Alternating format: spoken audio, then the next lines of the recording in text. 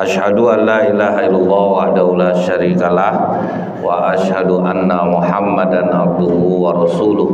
Allahumma shalli wa sallim wa barik ala hadzal nabiyil karim wa ala alihi wa sahbihi ajmain. Bapak-bapak pengurus masjid yang saya hormati, alim ulama, tokoh masyarakat, cerdik pandai, bapak ibu, orang-orang tua yang saya muliakan, hadirin hadirat yang semoga kita semua senantiasa dirahmati oleh Allah. Tidak henti-hentinya kita mengucapkan alhamdulillahirabbil alamin, bersyukur kita kepada Allah atas segala nikmat yang Allah karuniakan, yang dengan nikmat itu kita mendekatkan diri kepada Allah. Semoga segala amal ibadah yang kita lakukan menjadi sebab diampuni segala dosa-dosa kita dan senantiasa mendapatkan kasih sayang dari Allah Subhanahu wa taala. Bersolawat kita kepada Rasulullah sallallahu alaihi wasallam dengan ucapan Allahumma shalli ala Muhammad wa ala alihi wasallim. Semoga dengan ringannya lisan kita ini bersolawat, kita mendapatkan syafaat di yaumil akhir kelak. Di dalam sebuah riwayat, Pak, para sahabat mengatakan, kami selalu menganggap penting segala macam kebaikan, walaupun nilai kebaikan itu sehelai rambut. Nah, itulah prinsip para sahabat. Mau kecil pahalanya, mau besar pahalanya, asal namanya kebaikan, kami selalu menganggapnya penting. Jadi para sahabat itu, Bapak Ibu, kebaikan di atas segala-galanya. Tidak mereka nilai dari besar kecilnya pahala, tapi mereka selalu menjadi orang yang berebut untuk mendapatkan pahala dari sebuah kebaikan. Dan ini terjadi, Pak. Rasulullah pernah kedatangan seorang tamu dari Mekah, dan waktu itu tamu ini dalam keadaan lapar. Kebetulan Rasulullah tidak punya makanan, Bu, untuk menjamu tamunya ini. Jadi begitulah Rasulullah ini, ya Pak, ya, sekalipun dia seorang pemimpin umat, kalau memang sedang tidak ada, ya tidak ada juga. Karena prinsip Rasulullah itu, Bu, kalau lapar dia paling duluan, kalau kenyang dia paling terakhir. Berarti ini memang Rasulullah dalam keadaan tidak ada. Maka Rasulullah menyampaikan kepada sahabat Ansor, adakah yang mau menjamu tamu ini? Menunjuk langsung satu orang. Jadi mereka tuh berebut dia untuk kebaikan. Dia tidak peduli ada tidak di rumah nih. Yang penting nunjuk dulu. Aku, ya Rasulullah. Dibawa lah tamu ini ke rumah. Begitu sampai di rumahnya, kata suaminya kepada istrinya, aku membawa tamu Rasulullah sallallahu alaihi wasallam. Kita berikan makanan kita pada malam hari ini kepadanya. Kata istrinya, di rumah kita sedang tidak ada makanan. Kalaupun ada, itu pun hanya untuk anak-anak kita. Kata suaminya ini, tidurkan anak-anak kita. Nah, disuruhnya tidurkan anak-anak kita. Nanti kau masak, kau bawa ke depan. Setelah itu pas kami mau makan, matikan lampu. Dan kau pura-pura memperbaiki lampu itu, supaya tamu kita tidak tahu bahwa aku tidak ikut makan bersamanya. Nah, jadi untuk dia aja nih. Anak kelaparan, istri lapar, dia lapar. Yang penting tamu ini kenyang, dikasih makan. Melihat kejadian seperti ini nih, Bu, ini yang dikatakan Rasulullah ahlul jannah. Mereka mementingkan orang lain daripada kepentingan dirinya sendiri. Sempat menantu ibu macam ini, Bu, ibu suruh cerai, yakin saya, Pak. Tidak ada otak suami kau nih. Anak dia jelas lapar, orang lah dikasih makan. Itu susah nih, Pak. Barang langka nih. Jadi Allah memuji, gara-gara itu, Pak, Allah memuji sikap sahabat Rasulullah ini dalam surah Al-Hasyr ayat 9. Wa yu'thiruna ala anfusihim walau kana bihim khasasah. Mereka lebih mementingkan kaum muhajirin daripada kaum ansor, sekalipun yang diberikan itu mereka sangat memerlukannya. Itulah persaudaraan yang sangat dahsyat tuh, Bu ya. Tidak usah pikirkan diri kita, pikirkan orang lain. Bagaimana orang lain bisa tenang dia, sampai dia rela mematikan lampu agar tidak tahu tamu ini bahwa mereka sekeluarga tidak makan. Jadi ini sangat berat. Bukan amalan yang mudah, mahal, tapi siapapun yang melakukannya dia akan merasakan kenikmatan yang sangat besar. Cobalah ibu-ibu masak, melihat suami makan, melihat anak makan, kenyang perut ibu-ibu nih. Itu rata-rata seperti itu. Nah, sebenarnya sama. Kalau kita membahagiakan orang, kita juga akan bahagia. Tapi karena kadang kita terlalu mengandalkan kecerdasan kita nih, Pak, kita banyak menganggap hal-hal seperti ini tidak masuk akal. Tapi ternyata Allah memuji sikap orang yang seperti ini. Kalau kita kan, Bu, penuhi keinginan kita dulu, berlebih baru kita sedekah. Kalau bagi para sahabat, penuhi orang dulu. Kalau misalnya berlebih, baru untuk kita. Nah, itulah cara mereka, Pak ya, dalam bergaul, dalam memberikan kebaikan untuk orang. Sehingganya rezeki mereka terus berlimpah, keberkahan hidup mereka terus berlimpah. Cuman kalau belum kuat, ini mohon jangan diamalkan. Menyesal nanti, Pak. Jangan sembarangan lah. Cobalah mengamalkan ini. Tadi istri sahabat ini cocok pula dia, Bu. Sama-sama kuat dia. Ini bapak kuat, ibu nak kuat, azab bapak, percaya lah bapak. Udahlah duit dari anak, bekasilah ke orang. Bukan tak boleh menyumbang tuh, tapi tolong berpikir sedikit kalau nyumbang, azab, Pak. Menggigil tangan mau sedekah tuh, Pak, berpikir lah ini kena marah nanti pulang enggak. Jadi ini keunggulan para sahabat Rasulullah SAW. Kemudian, Pak, kita bisa juga melihat apakah kalau para sahabat itu mementingkan orang lain dan itu selalu akan berlaku, ternyata tidak juga. Nah, ini ya Bapak Ibu ya. Dalam mendengar sesuatu jangan langsung ditelan mentah-mentah. Kan kita tidak mendengar, Pak, sahabat itu lebih mementingkan orang lain, biarlah dia tidak. Tapi ini tidak berlaku setiap waktu. Dan ini kejadian kepada Rasulullah sendiri. Ada beberapa orang Ansor mendatangi Rasulullah. Mereka meminta sesuatu lah, karena dalam keadaan kekurangan.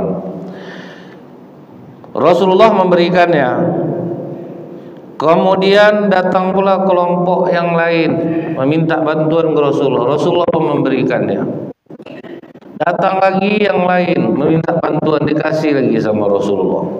Setelah itu Rasulullah katakan kepada mereka, barang siapa yang menahan dirinya dari meminta-minta, Allah akan menganugerahkan kehormatan kepadanya. Jadi dinasihati oleh Rasulullah, Pak. Jadi yang tadi itu berlaku hanya sesekali. Kalau tolong, ada sifat manusia nih, kalau sekali kita ngasih jadi ATM kita, Pak.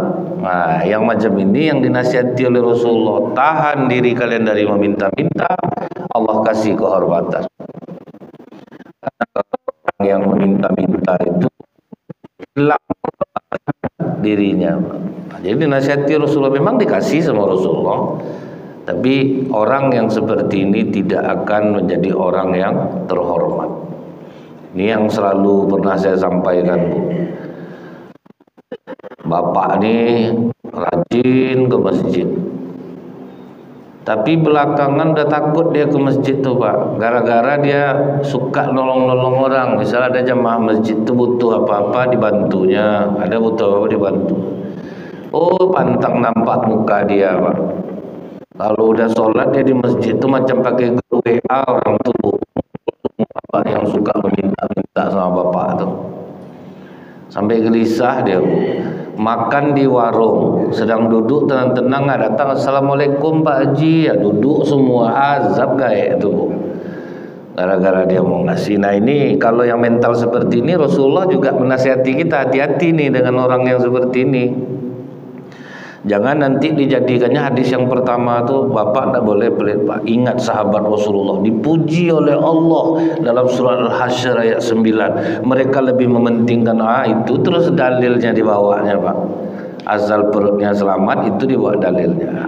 Nah ini ada keseimbangan Pak dalam cara Rasulullah dan para sahabat. Jadi dinasihati jangan suka meminta-minta. Jangan suka menjadikan manusia sebagai sandaran hidup. Artinya jangan suka mengolah orang untuk kepentingan diri sendiri. Setelah itu apa lagi kata Rasulullah? Barang siapa yang merasa cukup, Allah akan mencukupinya. Kalau kita ini qanaah Pak, merasa cukup kita, Allah akan mencukupi hidup kita tuh.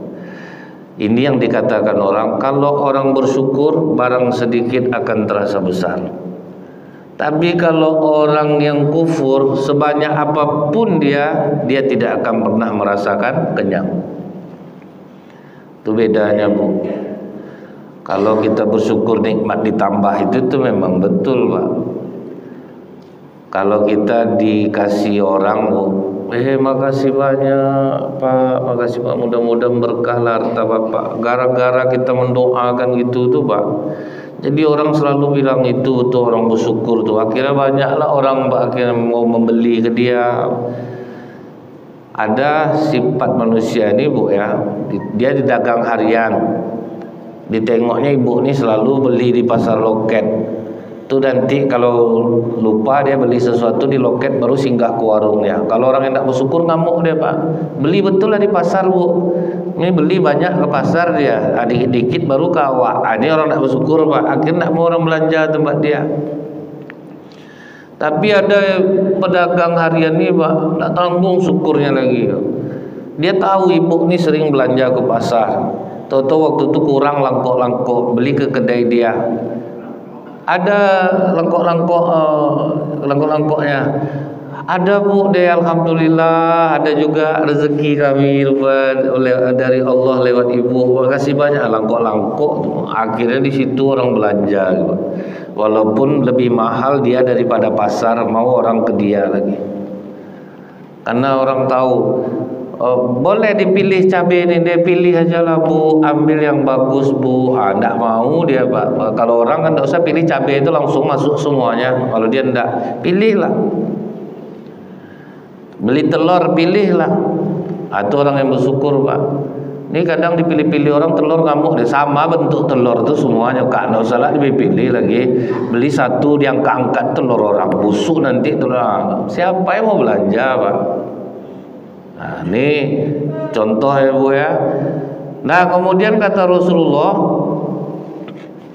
orang yang meminta kesabaran kepada Allah, bersikap sabar, maka Allah akan memberinya kesabaran. Dan tidak ada anugerah yang lebih baik dari Allah selain sabar.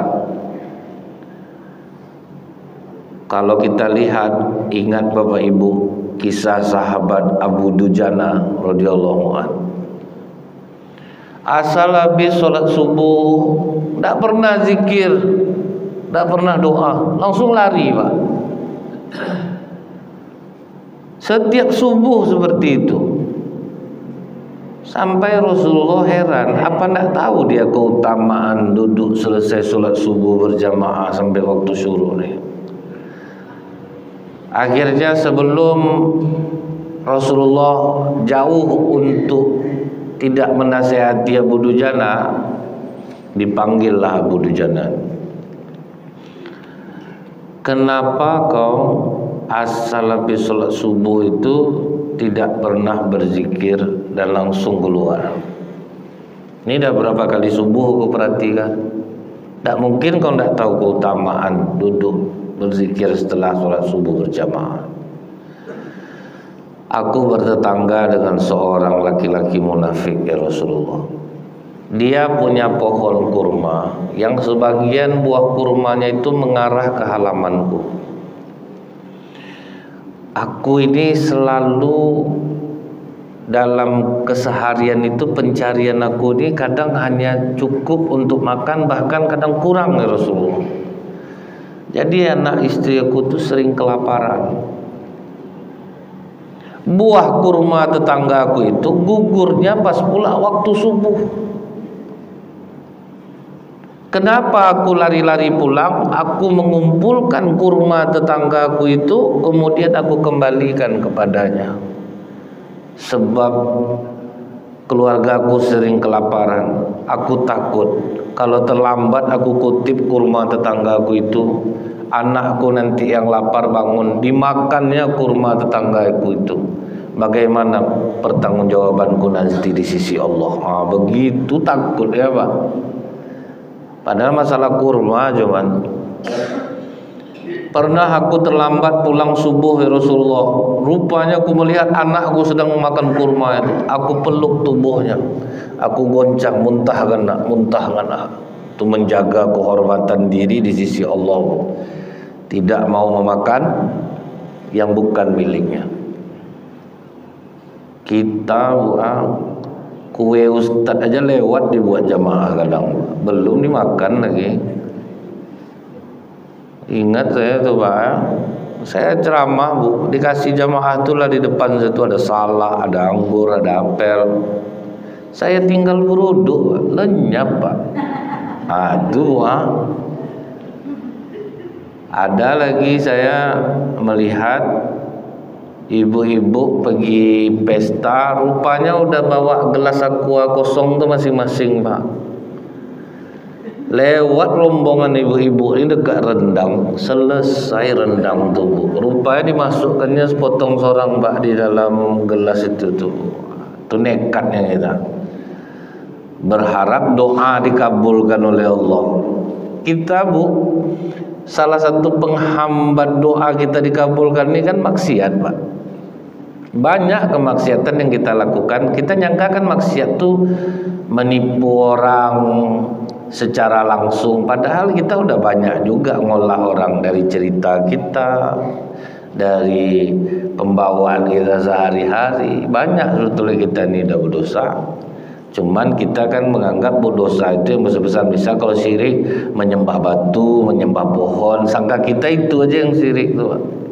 Padahal di kehidupan nyata kita pun dah banyak melakukan kesyirikan itu, menyandarkan diri kepada orang lain. Kalau ndak ada lah bapak tak macam mana lah hidup saya, udah jadi Tuhan bapak tuh Pak. Tolong lakukan apa saja dokter, asal anak saya ini selamat. Dokter lah jadi Tuhannya. Sebetul kita dah banyak mempertuhankan manusia dalam kehidupan kita sehari-hari tanpa kita sadari Pak. Dah banyak. Nah kemudian Bapak Ibu, mendengar itu menangis Rasulullah Pak, karena kekuatan Abu Dujana itu menahan diri. Walaupun aku miskin, aku tidak akan makan sesuatu yang bukan hak aku. Maka kata Rasulullah, ada ndak yang bisa memanggil tetangga Abu Dujana? Nah dipanggillah tetangganya. Dia Islam juga Pak. Kenapa dikatakan Abu Dujana dia orang munafik? Karena Abu Dujana tetangganya, tahu betul dengan dia ini. Orang munafik itu tuh Bu, kan salah satunya kalau bicara berdusta, kalau janji mengingkari, kalau dipercaya dia khianat. Nah, jadi itu ada aja satu Bu, dalam ini kita termasuklah kita orang munafik. Misalnya kemunafikan seorang ustadz itu apa Bu? Ustadz bisa ngisi masjid kami? Bisa. Rupanya ada masjid ngasih amplop besar, pindah dia, itulah kemunafikan ustadz. Kemudian mengingkari janji, itu banyak kita Pak melakukan hal seperti ini. Kalau dipercaya khianat, ini nak tanggung banyak lagi Pak. Jadi waktu tetangganya ini dipanggil oleh Rasulullah, kau mau ndak kau kasih kurma kau yang sebatang itu kepada Abu Dujana, aku janjikan 1 batang pohon kurma di surga untukmu yang memiliki mutiara yakut. Udah digitukan Rasulullah langsung yang ngomong, Pak. Jawabannya apa, Bu? Kalau sama aku nih jelas-jelas loh Rasulullah, jangan cerita surga, kurma-kurma surga itu nak masuk di akal aku. Kalau mau beli cash kurma aku tuh. Apa enggak, Pak? Kita kan banyak juga macam ini, Pak. Kalau orang ceritakan kalau kita melakukan ini, kita mendapatkan ini nanti di surga. Macam mana ke surga, Ustaz nih masuk surga ceritanya. Itu banyak yang mencemooh seperti itu. Nah, di zaman Rasulullah orang seperti ini pun ada. Maka maju Abu Bakar Siddiq, Bu. Aku beli kurma kau itu dengan harga 70 kurma Madinah. Bah, kalau macam ini jelas angkanya nih, baru mau dia, Pak. Dibeli diganti dengan harta benda dunia, baru mau dia. Itulah kata Rasulullah, kata Abu Dujana, dia ini laki-laki munafik. Tapi sikap Abu Dujana ini membuat Rasulullah menangis. Begitu sangat dia menjaga kehormatan dirinya. Biarlah dia bekerja, kekurangan berapa dapat itu yang dimakan, daripada dia harus meminta-minta kepada orang lain. Sekarang banyak orang menjadi peminta-minta itu bukan karena kekurangan. Terlalu banyak yang dikredit ya. Rumah kredit, sepeda motor kredit, handphone kredit, SK tegadai kalau yang ASN. Tentu tinggal duit 500.000. Gara-gara gaya hidup banyak orang sekarang nih meminta-minta tuh, Bu. Bukan gara-gara memang dia mencari kemudian kesusahan itu. Nah, kalau kita sabar, maka Allah akan memberi kesabaran itu. Dan tidak ada anugerah yang lebih baik, kata Rasulullah, selain diberikan Allah kesabaran. Santai aja, Bu. Susah, tidak mau drama-drama. Dia kan orang banyak suka drama-drama kalau susah tuh.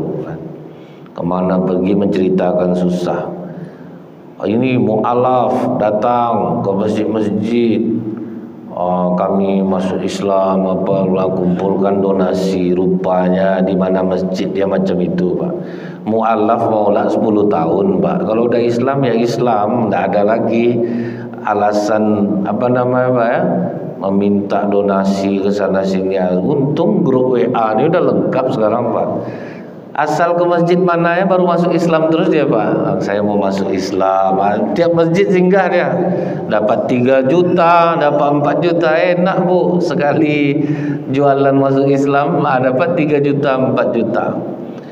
Orang Indonesia ini sudah jelas orang paling dermawan nomor 1 di dunia, Pak. Dia kok ngasih terus. Dan jangan kita khawatir, Bu. Niat kita sampai. Niat kita tuh sampai, Pak. Cuman kita harus cerdas. Itu yang saya maksudkan tadi. Ada Rasulullah tuh sahabat itu sikapnya mendahulukan orang daripada dirinya. Tapi ada juga Rasulullah menasihati. Kenapa Rasulullah menasihati orang ini? Berarti ada orang ini yang punya gejala, kalau dikasih dia akan selalu melakukan hal seperti itu. Jadi kita yang ngukur-ngukur nih, Pak. Kita tuh memang suka menyumbang, itu suka kita. Orang-orang Indonesia ini pokoknya ada yang ngalahkan ya, Pak, kalau soal menyumbang itu. Tapi inilah yang dimanfaatkan oleh orang. Di Malaysia dana untuk pokoknya macam bisnis sekarang nih, Pak. Makin susah Palestina itu, Bu, makin jadi bisnis sama orang sekarang, Pak. Marilah kita bantu Palestina. Habis di Malaysia duit untuk Palestina itu 242 miliar hilang. Di Indonesia dibelikannya emas berapa kilo kemarin tuh, Pak. Jadi kita harus cerdas nih, Bu. Jadi kemana kita mau menyumbangnya? Udahlah, apa lembaga resmi yang ada di Indonesia? Basnas. Oh, tapi Basnas menyelewengkan, itu sudah ditunjuk oleh negara. Niat kita sampai, daripada masuk ke sini, masuk ke sini, masuk ke sini. Dia yang tambah berduit, Pak.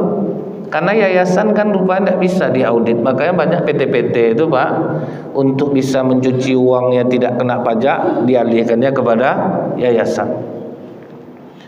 Jadi aman asetnya di sana gitu.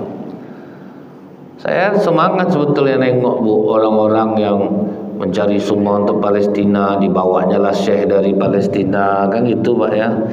Seolah dia tidak butuh, kita tuh tidak butuh ceramah sebetulnya. Kadang 25 menit sudah tuh donasi aja lagi Pak. Jadi ini jual tampang, ada maksudnya jual tampang Pak.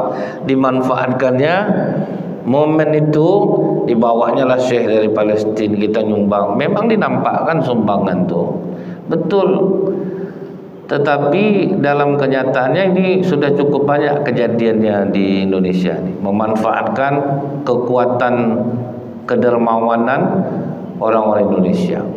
Bahkan di Riau ini udah kejadian Bu ya, makin banyak dia buat hal seperti itu, makin banyak pula aset pribadinya Pak. Itu tuh yang orang tahu. Kalau orang ngumpulkan duit umat ini jangan lebih gaya lagi Pak, langsung tahu orang dari mana duitnya. Nah itu yang sedang ngetrend sekarang. Suruh orang ceramah 25 menit, sudah tuh dia menghibah-hibah lagi kepada jamaah. Lihatlah saudara kita di Palestina, mereka kesusahan menunggu uluran tangan kita. Jadi makin ada bencana Bu, macam bisnis dia Pak. Wah ada bisnis. Itu yang harus kita hati-hati. Harus hati-hati, harus cerdas kita Pak. Karena saya pernah kena dulu Pak sama ACT gitu. Kita mau cari sumbangan untuk sumur Palestina. Wah, mendengar untuk sumur Palestina tuh ikhlaslah saya Bu. Nggak saya hitung ongkos, nggak saya hitung penginapan, nggak usah dipikirkan saya punya duit.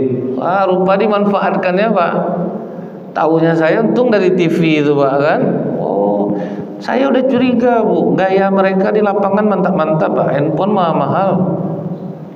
Kok bisa ya gaya bagus-bagus. Awak diarahnya kemana-mana, lumayan Pak orang mengumpulkannya. Setelah tahu itu Bu ya, yang kedua dia bawa saya lagi. Akhirnya saya cerdik Pak. Menurut saya cerdik. Saya kasih angka 1 sekian juta, hotel saya ini Mambas ini. Bisa orang tuh memenuhinya Pak. Oke Ustaz. Tapi apa yang terasa sama saya Bu? Duit saya dapat, keberkahan enggak Pak? Enggak boleh pakai angka rubah ceramah nih. Duit dapat, tapi kebahagiaan tidak ada. Tidak ada keberkahan. Nah, itulah kita harus cerdas Bapak Ibu ya. Karena saya tahu betul nih di Masjid Rahmat ini paling langganan masuk yayasan, karena diterima terus, tidak ada masalah Bu, terima terus, ada rezeki sumbang terus, yang niat kita sampai Pak. Nah, kalau mereka menyalahinya, mereka lah yang akan mempertanggungjawabkannya. Karena itu tuh paling enak cari duitnya Bu. Misalnya gini ya Bu ya, saya ceramah nih, tidak usah dikasih amplop misalnya nih Pak. Terus saya asal ceramah tuh gini Bu, Bapak Ibu, kebetulan saya punya pondok pesantren. Mana tahu ada Bapak Ibu yang ingin mengambil peran dalam pondok pesantren untuk anak-anak penghafal Quran. Bayangkan ibu-ibu, 1 ayat yang mereka baca, kan gitu Pak ya, sampailah pahalanya kepada Bapak Ibu. Untuk Al-Qur'annya itu harganya 100.000. Sebetulnya bukan harga Al-Qur'an tuh, di sana termasuklah biaya dakwah. Terus disebutkan tuh Pak, karena kalau enggak nanti jadi halal ya. Biaya dakwah, biaya ini, operasional dia Pak. Datang Ibu, adakah ibu-ibu yang mau menyumbangkan 30 mushaf Al-Qur'an seharga 3 juta? Dia ada Al-Qur'an yang diminta ya Pak, cuma harganya itu gitu. Datanglah ibu, ibu 10 Al-Quran, Allahu Akbar. Wah, makin terbakar lah semangat orang. Itu tuh kan memang menyentuh ke jiwa Pak.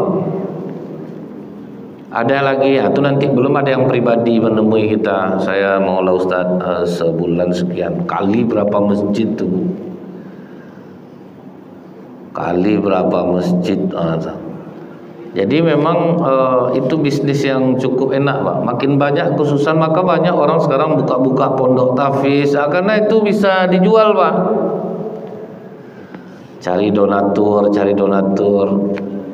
Masjid yang tak mau nerima lagi, kalau tidak salah Masjid Nurul Yakin, Pak, itu tidak menerima lagi siapapun yang masuk ke sana atas nama yayasan mencari donasi, mereka tidak menerima lagi. Yang bagusnya apa, Pak? Oke, kata. Tapi bagi dua kita hasilnya untuk masjid separuh. Pak, tidak berani, Bu. Kami udah tanda, Ustaz. Mereka masuk sini, Al-Quran sebiji tidak tertinggalkan dah. Dia nerima donasi dari masjid 48 juta. Al-Quran sebiji pun tidak ditinggalkannya. Oh itu ya, Pak. Akhirnya nak mau lagi, Pak. Jadi kita tuh, Bu, ingat dari hadis tadi itu, ada kalanya kita betul-betul menyerpis orang. Ada kalanya kita betul-betul menyerpis orang, walaupun harus mengorbankan diri kita sendiri. Tapi rupanya pesan Rasulullah tadi harus juga kita harus jangan selamanya seperti itu. Jadi tengok tipenya nih, Pak. Kalau akhirnya dia berulang-ulang, orang kan tahu nih, Bu, Masjid Rahmat ini nerima terus, pokok bawa aja lah Syekh dari Palestina apa bawa kemari. Orang tuh nerima terus. Itulah dijadikannya lahan terus, Bu. Nurul Yakin tak mau lagi, Pak. Tak mau lagi, pokoknya tak mau lagi nerima. Karena dia selalu betul. Dan tahu Bapak Ibu, orang-orang yang menjalankan seperti ini rasa malunya sudah dicabut oleh Allah. Jadi mereka itu nganggap itu perjuangan. Kalau dihina orang, misal macam ngomong saya nih, Bu, ya, jangan misalnya terima ini, mereka akan anggap inilah bagian dari perjuangan kita. Kita akan dihina orang. Itu caranya, Pak. Jadi rasa malu itu dicabut oleh Allah. Jadi ini ingat ya, Bu, ya. Pokoknya nampakkan aja, Pak. Misal gini, Pak, saya naik Honda, bawa beras 20 kilo, nanti di video masuk saya ke desa-desa, nanti saya pampangkan lah pas saya sedang ceramah. Inilah perjalanan saya, Bapak Ibu, ke sebuah desa di pedalaman Pekanbaru ini. Letaknya di 4 km, macam-macam lah, Pak. Di sana banyak orang yang susah makan, ibu-ibu. Kalau ada yang mau berdonasi silahkan. Kalau yang belum ada pagi ini, boleh nanti hubungi saya. Oh, berduit, Pak. Enak, Bu. Jamaah ini baik-baik, Pak. Itu yang harus diingat ya, Bu, ya. Jadi boleh kita berbuat baik, tapi ini tengok, ini jadi manfaat kita enggak? Karena banyak orang, Bu, ya, gara-gara ngasih sedekah 50.000 ke pengemis, jadi rutinitas tiap bulan dia datang, Bu. Malah udah meninggal bapak ini dia pesankanlah ke anaknya dulu, bapaknya suka ngasih, jadi kewajiban jadi ya, Bu, macam berutang orang ya, dia nyumbang tuh. Ada lagi katanya, Bu, ya, dulu waktu orang tua saya masih hidup suka ngasih dia sembako, suka ngasih dia duit. Jadi setelah ibunya meninggal, ada dia tidak datang, 3 bulan, 4 bulan, minta dirapel dia, Pak. Saya kan ibu udah 4 bulan tidak datang, berarti kan 4 bungkus sembakonya jadinya duit. Ya dia jadi kewajiban, Bu. Itulah yang harus kita hati-hati. Menyumbanglah, tapi harus dengan kecerdasan. Nah, ini yang dikatakan oleh para ulama, Pak. Hindarilah bermental nifak, yaitu mengambil keuntungan dari kesulitan orang lain. Inilah ketemu yang saya bilang tadi, Bu. Jumpalah saya ada imam masjid pas saya ceramah soal ini waktu itu, Bu. Apa yang Ustaz sampaikan itu, Ustaz, kejadian sama saya, kata. Waktu itu BPJS belum ada. Anak saya butuh biaya operasi. Karena saya ini memang orang masjid, tentu saya mencari bantuannya kepada lembaga yang memang di Pekanbaru ini, yang memang soal-soal seperti itu. Tapi dia tidak sebutkan lembaganya, Bu. Datanglah saya ke sana, kemudian mereka datang ke rumah sakit memfoto anak saya. Setelah itu dikasihnya saya duit 500.000. Dia ngasih duit ke saya 500.000, Ustaz. Anak saya diiklankannya berbulan-bulan, butuh biaya operasi. Jadi dari penderitaan orang ini dia dapat banyak, Bu. Yang punya anak dapat 500.000 cuma dikasih. Nah, itu yang bahaya tuh. Jadi saya berpikir memang banyak orang bermental nifak macam ini nih, yaitu mengambil keuntungan dari kesulitan orang lain. Ada pesantren Bu, mungkin Ibu tengok di tiap SPBU ditaruhnya santrinya Pak, minta sedekah. Yang pakai kotak infak itu. Orang mau belajar Pak, tapi tiap hari disuruhnya jadi pengemis di pom bensin. Sudah itu yang punya pondok pesantren mobilnya ganti-ganti Pak, mewah-mewah. Karena lumayan rupanya hasil itu yang saya sebut tuh Pak, dicabut Allah rasa malu. Saya bukan ngomong di belakangnya, saya jumpai kiai itu Pak, saya ajak duduk ngopi Bu di Jalan Duyung. Ini kejadian dah besar nih kiai kata. Udah heboh di Pekanbaru nih. Ini anak-anak nih mau nyantri, jangan dimanfaatkan. Gratis tapi orang yang dikeruknya. Kan dia kan itu programnya Pak, pondok pesantren untuk yatim dan duafa. Kan itu judulnya tuh. Cuman duitnya enak Bu, cobalah hitung 200.000 aja satu pom bensin, kali berapa pom bensin berapa juta satu hari Pak. Itu paling minim tuh Bu. Anak-anak tuh mau belajar, disuruh dia dia gini Kanda, dia manggil saya Kanda Pak. Dia gini Kanda, kalau orang itu ngomong Bu, betul kata Al-Quran tuh Pak, memang betul-betul manis Pak. Kita tuh tidak bisa mencukupi Kanda. Jadi apa yang harus kita lakukan? Mantap lah Pak. Jadi ini udah heboh rupanya Pak, tapi tidak mempan Bu, tidak mempan. Saya sangka saya sendirian ngomong, rupanya banyak Pak. Oh betul rupanya, kalau udah seperti ini dicabut Allah rasa malu. Makanya peminta-minta yang ada di lampu merah tuh usir hari ini, besok dia datang lagi, dia udah dicabut Allah rasa malunya Pak. Tidak peduli dia lagi. Bisa dia main kucing-kucingan sama Satpol PP itu Pak. Pas Satpol PP razia hilang dia, kan dia tahu, enggak kan seharian Satpol PP itu razia, nanti situ dia balik Bu. Itu yang sering terjadi. Makanya kata para ulama, jangan bermental nifak, memanfaatkan kesusahan orang untuk keuntungan diri kita. Jadi ini banyak terjadi. Kemudian Bu, Rasulullah SAW mengatakan setiap Muslim mesti bersedekah. Ditanya oleh sahabat, apa yang harus kami sedekahkan jika kami tidak memiliki apapun untuk disedekahkan ya Rasulullah? Kata Rasulullah, bekerjalah kalian dengan tangan kalian. Dengan begitu kalian sama nilainya dengan bersedekah. Mau aja kita bekerja mencari untuk nafkah kita sendiri, nafkah untuk keluarga, selain sedekah nilainya adalah jihad fisabilillah. Bila kami bekerja ya Rasulullah, tapi tidak mampu kami untuk melakukan kebaikan kepada orang lain, tidak cukup kehidupan kami, maka kata Rasulullah SAW, jika kalian tidak mampu, tahanlah diri kalian dari keburukan. Menahan diri dari keburukan aja Pak, itu sudah sama nilainya dengan sedekah. Udahlah tidak bisa sedekah, mulut jahatlah kadang Pak, sukalah ngadu-ngadu domba orang. Kurban kita tahun ini 2.700.000. Ya setuju ya Bapak Ibu, setuju. Udahlah tidak ikut korban orang di apanya lah Bu. Tidak usah ikut korban lagi Bu, sapi kurus-kurus, rugi kita di sini. Dia pula yang punya kerja itu. Jadi ini udahlah, kita tidak bisa berbuat baik, tahan diri kita dari berbuat buruk. Subhanakallahumma bihamdika asyhadu an la ilaha illa anta astaghfiruka wa atubu ilaik.